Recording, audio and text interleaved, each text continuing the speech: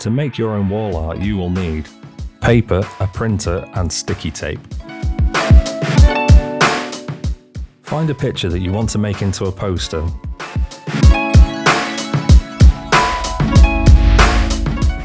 Go to rasterbeta.net and click Create Your Poster.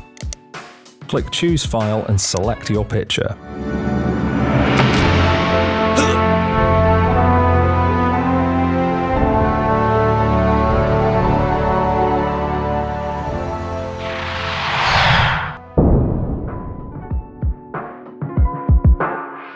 Then press Upload and wait for the website to process, then press Continue.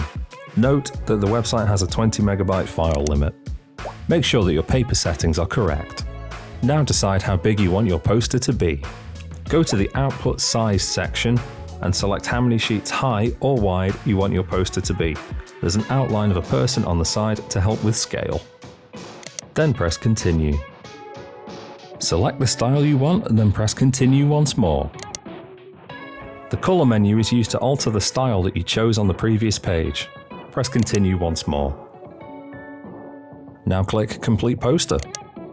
A PDF file will automatically download. This is your poster ready for printing. Print out the PDF.